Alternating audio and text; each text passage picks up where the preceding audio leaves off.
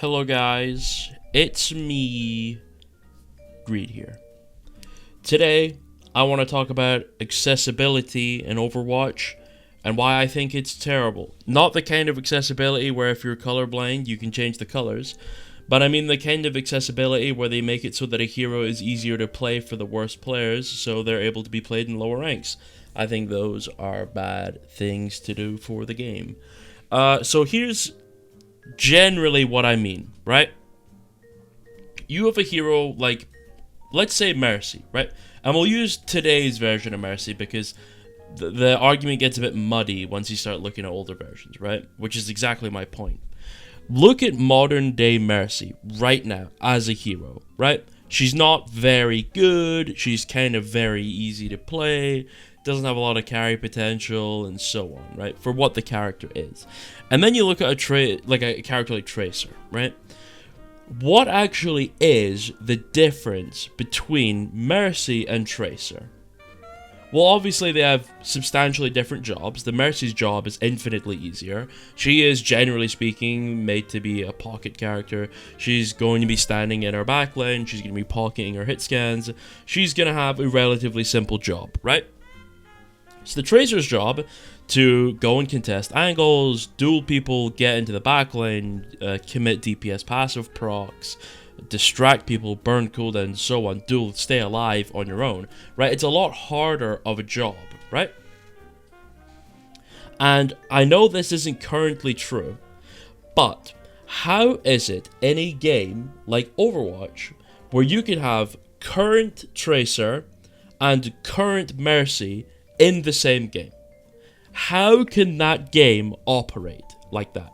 Where one hero is extremely easy to play, insanely accessible, and gets decent value for that accessibility, where the other hero is really difficult to play, is much harder to get value out of, and typically speaking, isn't generally worth the risk of getting said value, right? How can these heroes coexist in the same game together? Right, that's my point. And then you start diving a little deeper into it. How can you have a character like McCree in your game, right? Because current day McCree is, in the olden days, McCree used to shoot a lot faster, his flashbang would stun you, and he had the same amount of health. He was more of an aim hero, he didn't have damage resistance or any of that stuff. He was raw aim hero, and he would shoot faster because he was more about, clicking on people. As time went on, Blizzard kind of realized the gold player can't do shit on this hero. They're really bad, they can't hit any shots, and it makes it so playing McCree is not really feasible in this rank. Therefore, they started making changes to the hero to make them more accessible. They lowered the fire rate of the hero as well, so it meant that really good players couldn't spam out tons of shots, while gold players had to take a lot of time with their shots. They just nerfed it right down to the point where both of them were capped at a certain fire rate so that they could both output similar amounts of damage because it gave the gold player enough time to aim and so on.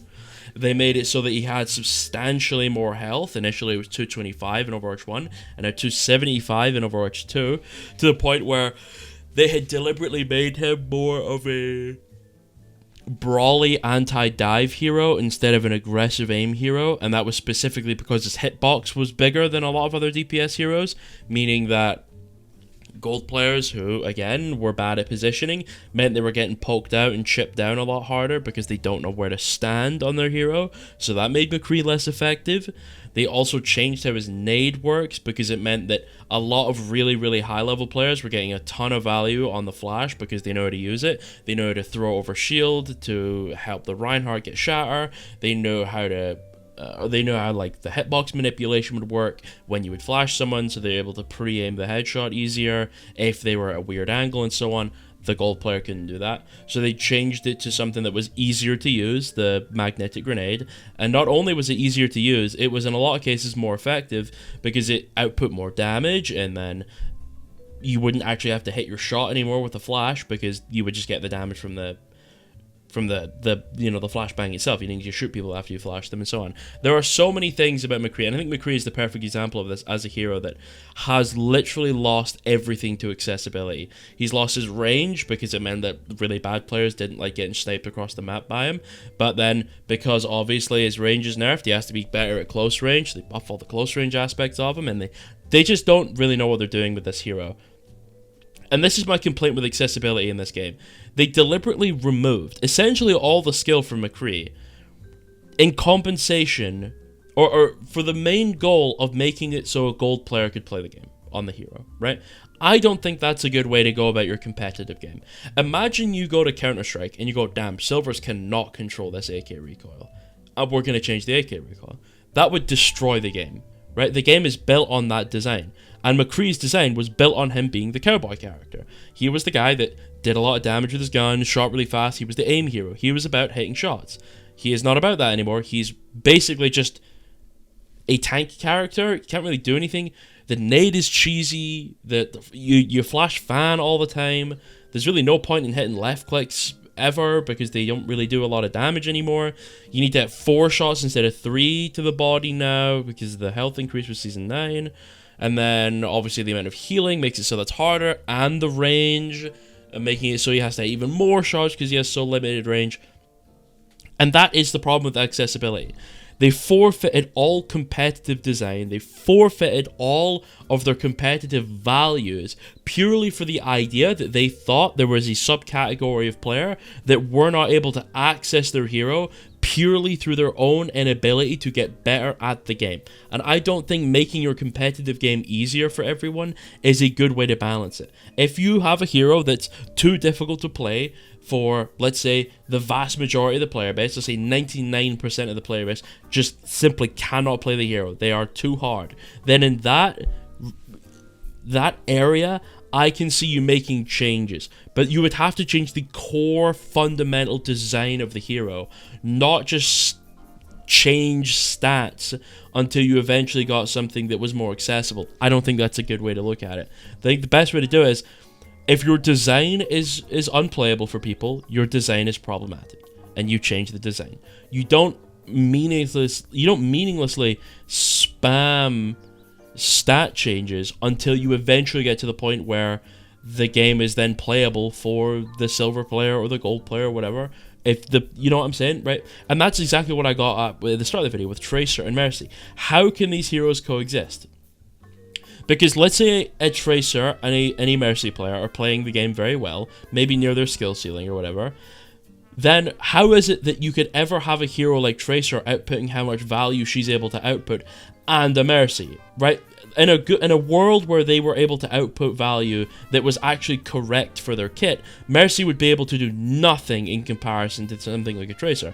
She would be an unbelievable throw pick all the time because of her design, making it so she wouldn't be allowed to output a ton of value because her kit is so accessible and so easy to use. Therefore, it would be unfair for her to get a lot of value because the much harder heroes would not be able to consistently put out that similar level of value as easily as the Mercy could. Therefore, what you have to do is you have to either nerf the Tracer or change the Tracer's design in some way to make it so that hero can generate less value for the amount of skill you put in, which is the worst thing you can do. Or you make it so that the Mercy player inherently just gains more value through their accessibility of their character. Do you know what I mean? The simple part of their hero simply generates more value by default, and that's how you get things like damage boost and res and so on, because the hero needs to be able to output some level of value similar to a lot of the other heroes in the game that generate a ton of value for their difficulty in playing them. However, a character like Mercy obviously would never be able to do that with how simple they are. Therefore, you buff the Mercy. But that also sucks. Neither of these are solutions. You cannot have a character like Mercy and a character like Tracer coexisting in the same game with how mechanically challenging one of them is and how simple the other one is. How challenging the game sense levels of one is and how easy it is for another one. It simply is not fair to have both of these heroes in the game. So the only solution would be to revert Mercy back to an older design that was more difficult, that was similar to being you know, to the difficulty of Tracer, even though that kind of never existed, but it did to at least some regard back when her movement was a lot more difficult, or she was a lot more squishy and things like that, right? That would be more fair, because then you would have to put in at least a similar amount of effort for a similar amount of value.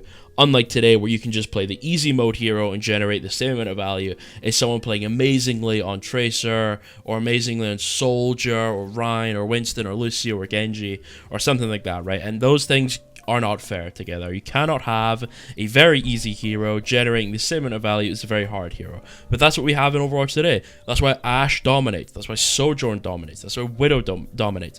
These are brain dead, easy characters. The only skill check you have on all of them is aim. Every other requirement for these heroes is noob tier. You do not need to be good at anything other than clicking on people, and in the vast majority of cases, the only hero you need to genuinely be very good at clicking on people with is kind of Sojourn. The rest of them are just kind of spam heroes.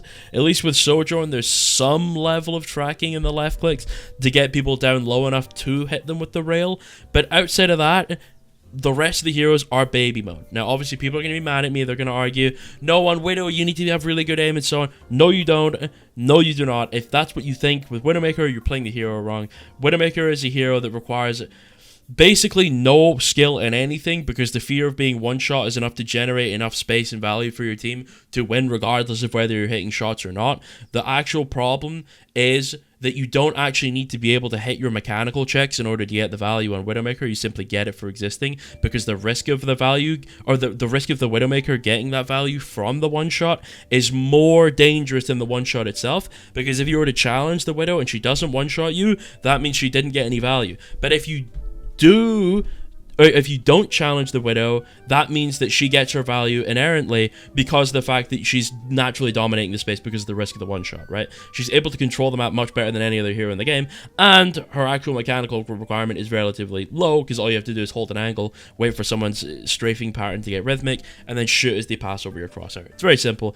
Playing Widowmaker is not remotely difficult, but a lot of people will try to convince you that they are, because they're Widowmaker players and they're bad at the game. But it is what it is, right? That's kind of my problem with the game, is it's very difficult to have all these different hero designs in the game and have them output similar value without improving the design of the heroes and making them more challenging to make it so their value is more fair. But right now, it's not fair. Like, getting flashed on McCree is bullshit. It does a shitload of damage. It is bullshit. Getting one shot by Widow is bullshit. But getting one clip by Tracer is obviously not bullshit. But you can do both, but why would you ever go for the one, you know, why would you ever lock the Tracer and go for the one clip when you can just pick McCree and Flash Fan, right? Do you know what I'm saying? That's the problem with Overwatch today, and that's the problem they're probably never going to fix, because that's been a problem for ages. But it is what it is. I love you all. I hope you have a good day. Praise the Lord. Goodbye, goodbye. Goodbye, goodbye, goodbye, goodbye, goodbye, goodbye, goodbye.